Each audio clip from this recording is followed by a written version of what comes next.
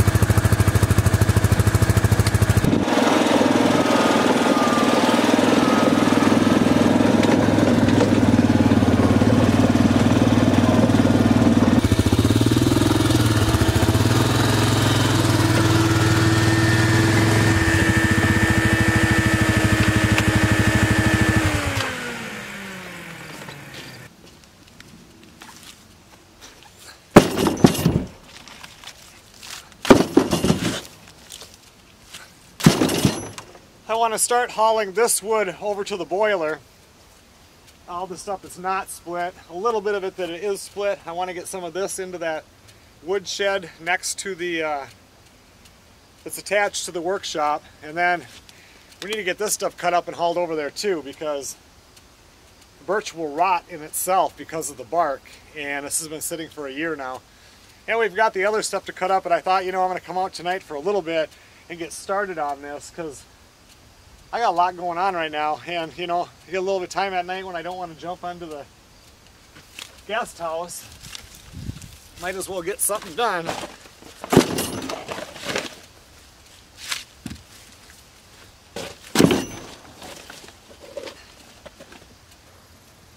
This is not the ideal trailer to be pulling behind the four-wheeler. I mean, the trailer's kind of down lower, but still, it's at quite an angle, even if it's not. Maybe I'll bring this over and switch it out and hook it up to the buggy. Then I'll have the trailer and the buggy part to put wood in.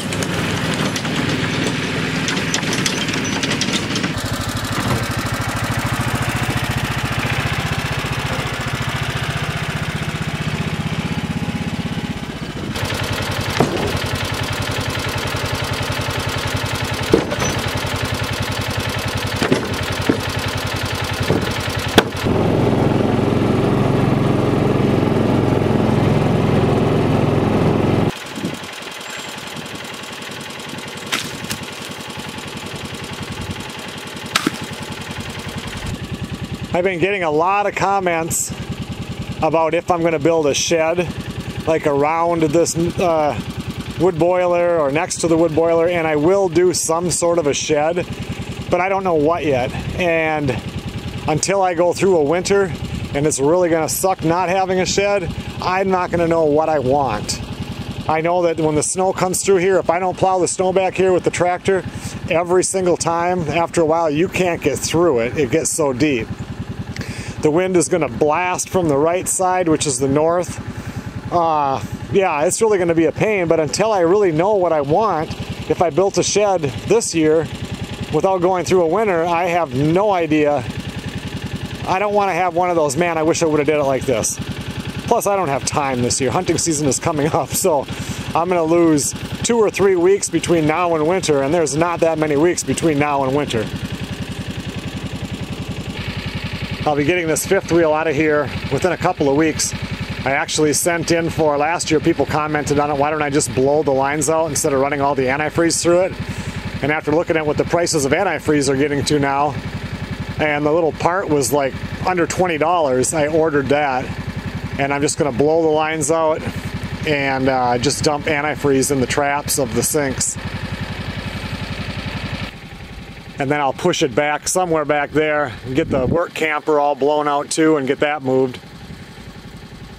Get a little more room around here. It seems kind of tight between the wood pile and the 5th wheel right now. Ground isn't going to freeze until probably the middle of November, real hard, but at the same time, I remember when we had the big blizzard, the Halloween blizzard, that was followed up then by a Thanksgiving blizzard. There was snow on the ground, that was it. It snowed 2 feet on Halloween, like 22 inches, and that was it. It was winter time. We never saw the dirt again until spring. So for me now, it's like, I can easily cut up that pile of oak that's seasoned, cut it up as I go and get it into the boiler once that fires up, but I need some over there right now so that I feel comfortable that I could just fire it up at any time, even though we're not going to start that for probably 6 more weeks. But then as I'm doing this, because this has been bugging me, now I'm thinking, well, I still have to dig that trench from the sewer system to the guest house and get that line run and the stack coming up underneath so I can bury that before the ground freezes. So now I'll be able to start to sleep because the wood's getting put where it's supposed to be, and then I'll lose sleep because I have a trench to dig.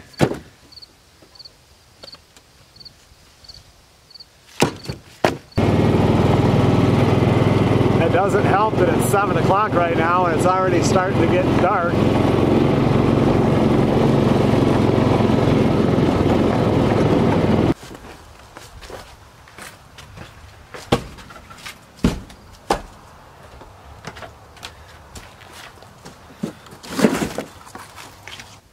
What I want to do here is get 2 rows of birch, and then I'll do 1 row of the slab wood, and I'll get that all the way up to the ceiling except for around that light.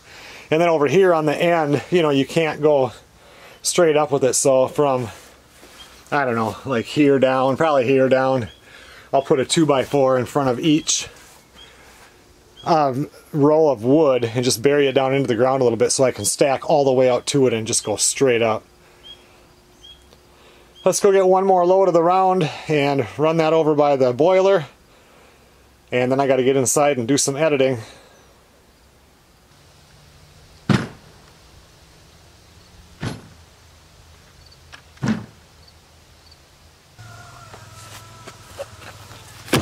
When I cut up the rest of this pile and the new pile, these are cut, you know, for like in the wood stove and everything, so you get 6 pieces. They're roughly 100-inch logs, so you get 6 pieces.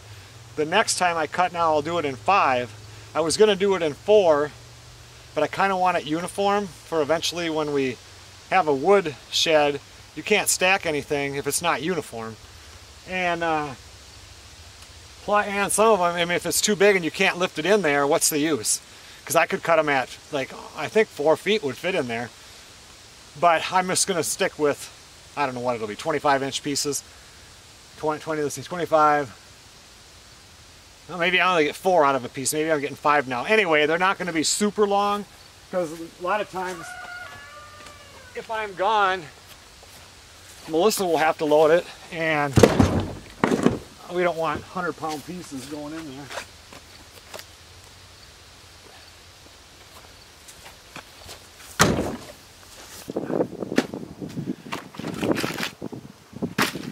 Some of these big ones too, I mean, look at that. That's going to have to be split. That wouldn't fit in the door as it is.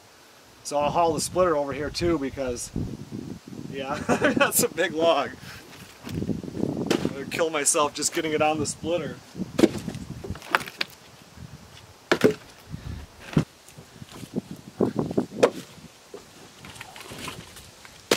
I don't even know if this is where I want to do the wood. I don't think I do. I would rather cut it over there, have a shed here, put it on pallets or something, and then bring it in and set it in the shed, or fill up the shed by bringing loads over, something. But for now, I know in the middle of the winter, I don't want to be doing stuff over there and then try to get it over here. Last year, it was kind of a, I don't know, I felt like, you know, I'm going to go start cutting on that birch pile.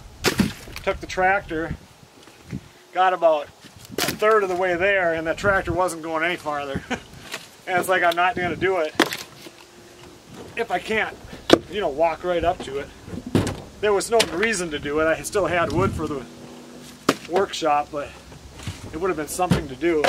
Winters can get boring.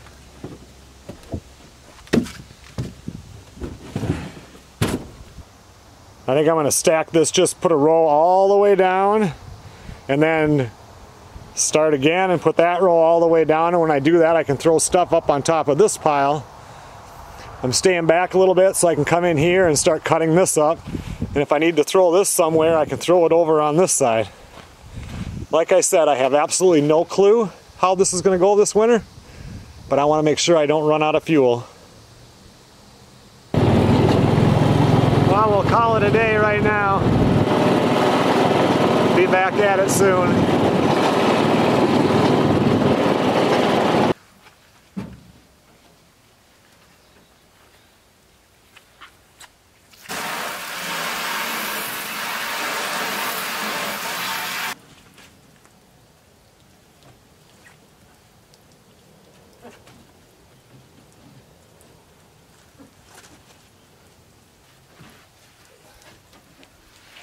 Well, today ended up being a busy day away from home, and now it's, I don't know, 6:45, but tomorrow morning we have to go to 2 hours and 20-minute drive south because it's Granddaughter Rose's birthday party, and my mom and dad are going to be there, and Zach, Sam, Rose, Sam's family and everything, so we have to go to that. And it rained most of the day today. Rainy, rotten, no sun, foggy. Tomorrow there's a fog advisory in the morning until, I don't know, 10, 11 o'clock. And we got 0.88 inches of rain so far in the since midnight last night. And so I thought, but my truck is really dirty from driving on the dirt road here. Tomorrow, I still have to drive a 1/4 mile of that dirt road before I can get on hard pavement, but hopefully it's not really supposed to rain a whole lot tonight. So maybe the road will dry out enough so this thing isn't covered in mud again. It doesn't take long with the tires being out like this. You just drive a little ways and it just sprays the whole outside. So I thought I'm going to give it a quick once over so it looks clean, because we'll take this truck down tomorrow.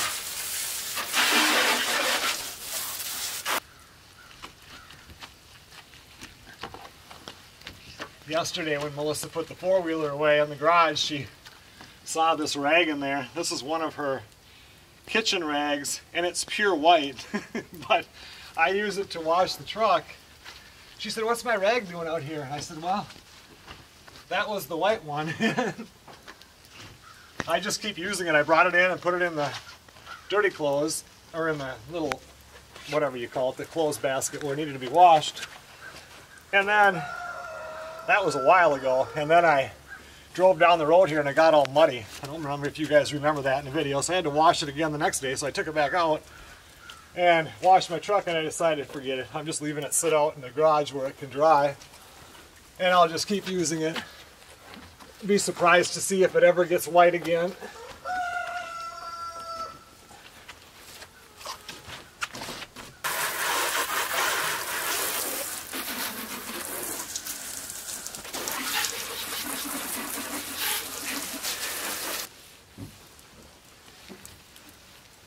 I'm guessing that my ex-in-laws will be there tomorrow, and I'm looking forward to seeing them.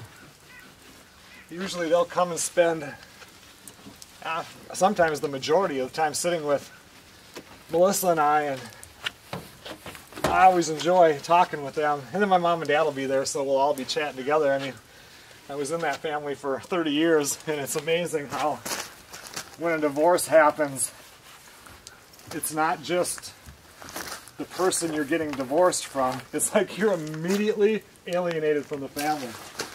And that is at first anyway. And it's just so weird to me that you end up, you know, being part of their family and then immediately it's done. That was one of the weirdest things about divorce for me. So I always enjoy talking with them.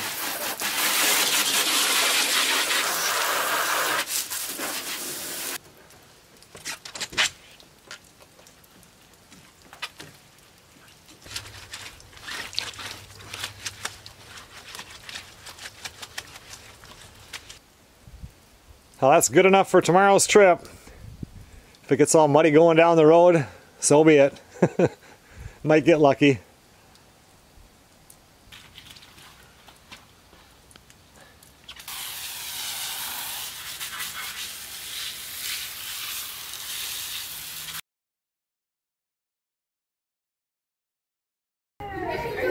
Just one, kiddo. Whoa. Go. Rosie, like this. Daddy saved the day.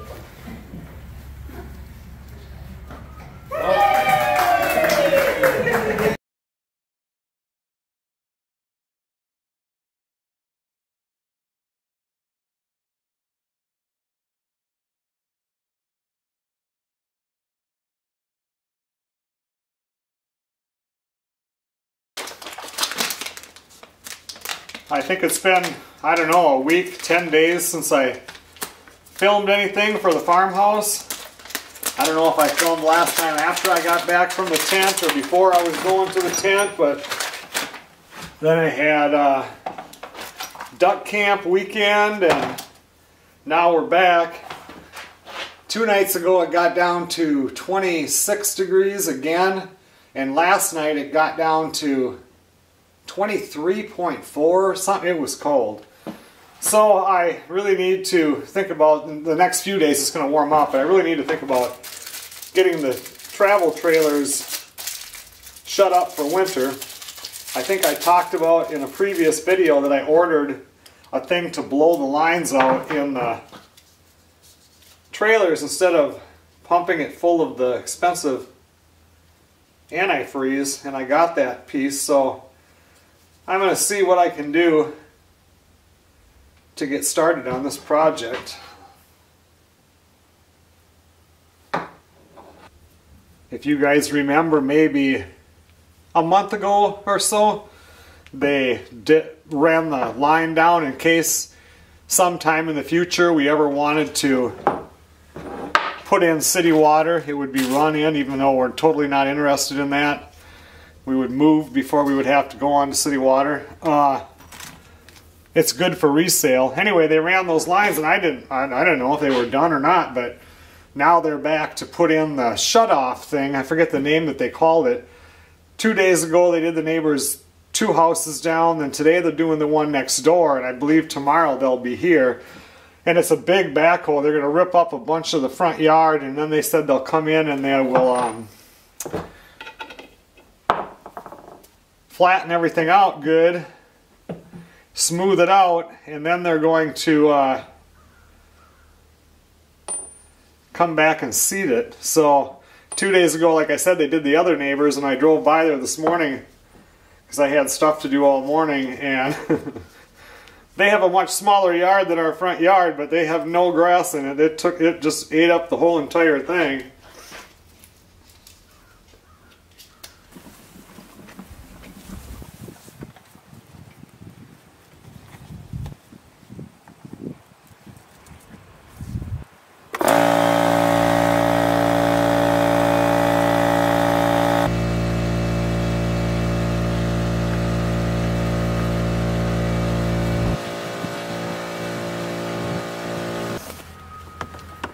So I ran about 45 pounds of pressure in here.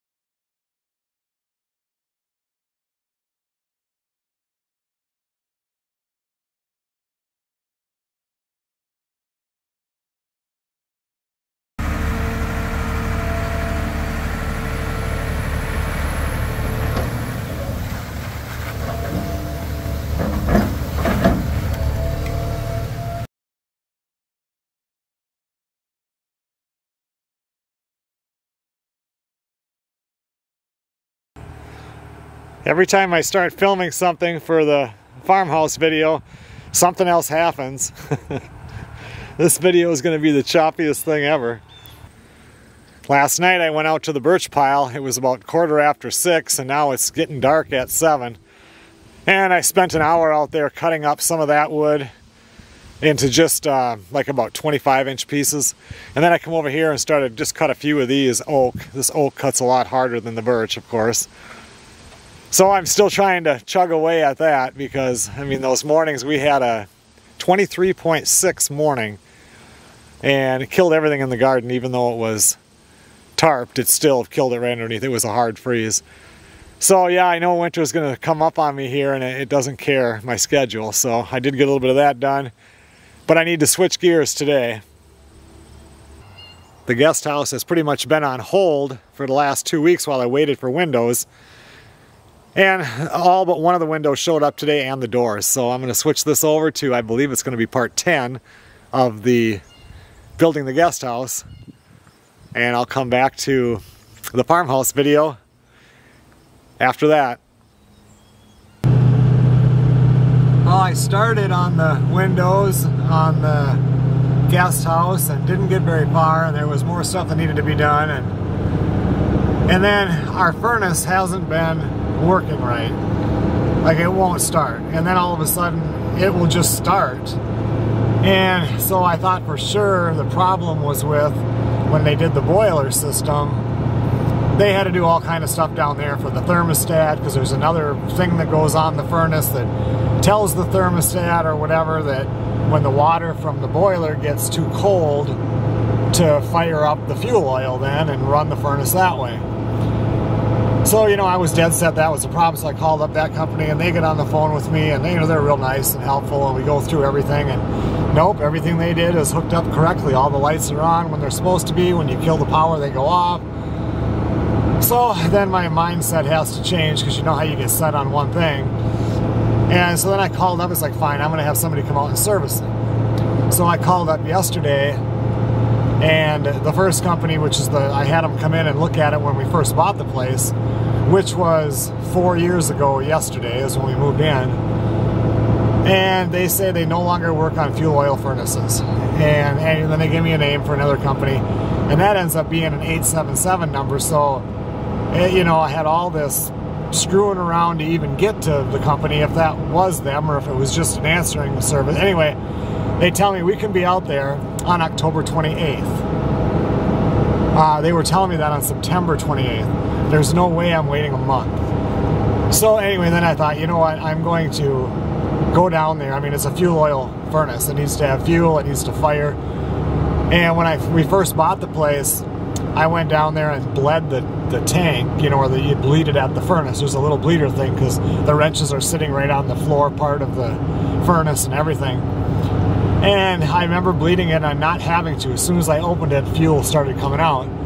So I went down there and I check all the wiring to make sure everything looks tight. And then I grab that wrench and I open it, and I can pull it almost all the way out, and all it was doing was drip, drip. So then it has there's like it looks like a oil filter that you have in your car.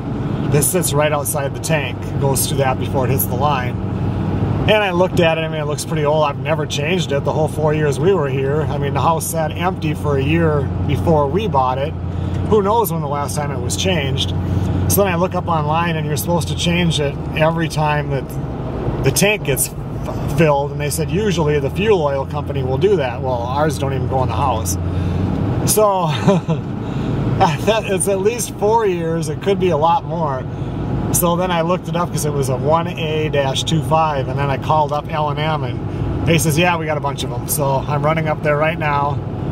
I'll switch out that filter because today was 70, tomorrow's high is 57. You know, we need the heat once in a while. That electric fireplace isn't going to do it forever. And I don't want to start the boiler yet. It's way too early for that.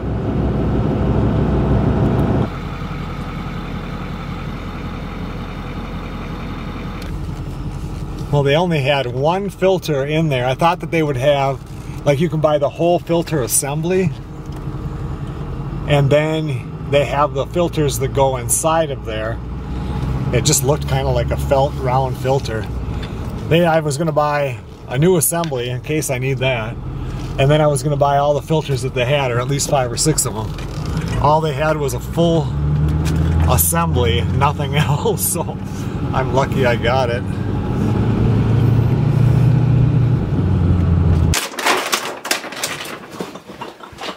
Okay, we all know no good can come of this. Tank is about, I don't know, 5/8 full, 300 or 275 or 300 gallon tank.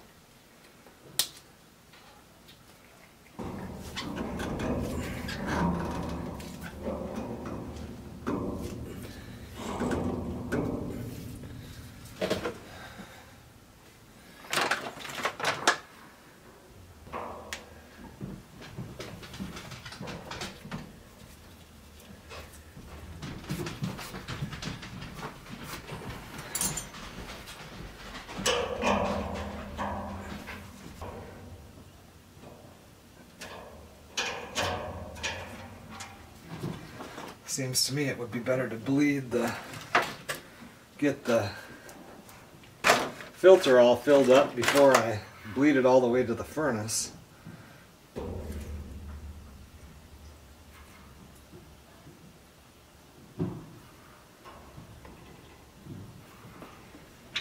Okay, that's good.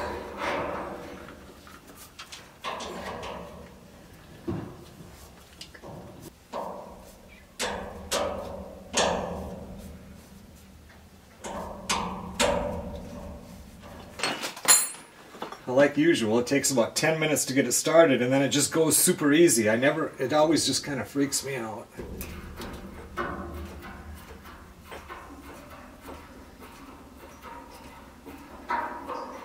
Alright, now we'll go to the furnace and we'll bleed that and see how that works, because that was just bare, I mean, like I said, just a drip, not even a drip a second.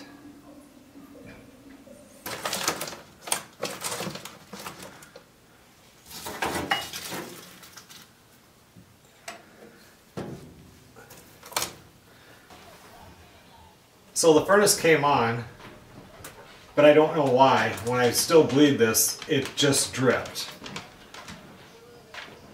And I tried to watch a video on it, but it had a whole different, it has a top, I guess, kind of like this one. Here's to get in here, and there's it was different. It had a bigger top on it. And but see, what that guy did was took this off, this thing that runs the fuel inside of here, and then he clicked the furnace on and the pump came on automatically, and it shot a whole bunch of fuel. You know, he had a little an old Mountain Dew bottle, but as soon as he flicked it on, the pump came on. I'm not even hearing, like, let's see if I shut this off.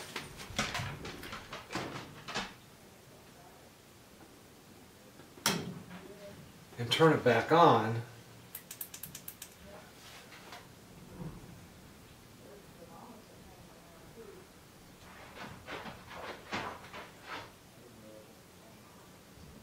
And by this time with his, the pump came on.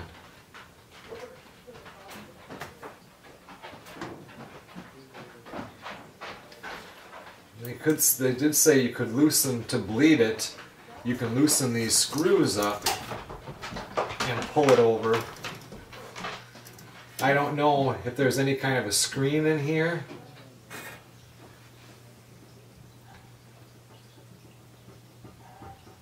I just don't know. Because right now I turned it upstairs to 75 degrees. That's as high as it'll go. And it's only like 70 up there, so this should be going again.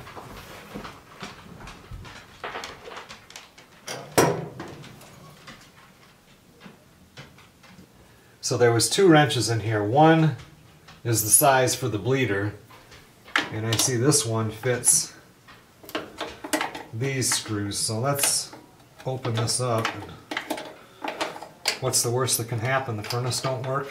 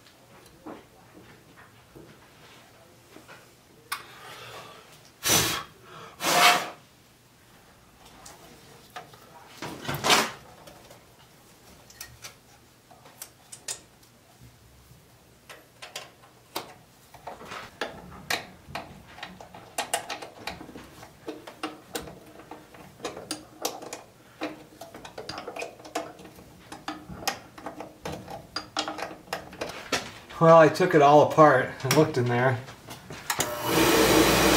Now it wants to come up. That's how it should be. I mean, I took it off, blew in there. What is this unless the photo eye has to do with this? But it's been really sporadic. So, like if I turn on the furnace and there'll be nothing, and all of a sudden once a day it'll come on. Maybe there was some dust in there, but who knows? I won't trust this.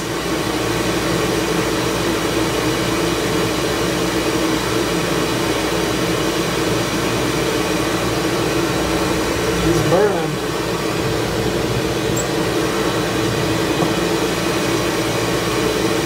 Now I have it set on 75 upstairs, so.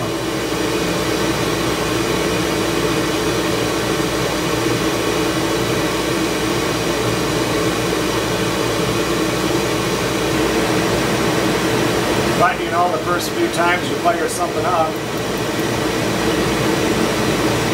the more it runs, the more it can.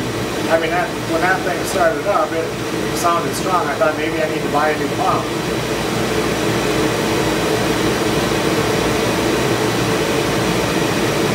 I don't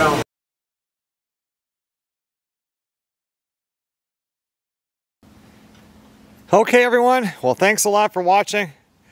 I'm going to have to end this one. I think it's shorter. I'm just getting too far out. I think, and next weekend now, grandson Xander and granddaughter Bridget are coming up to visit. Going to have pizza on Saturday. It should be fun. So let's end this one and get another one started. I got a lot of wood to move.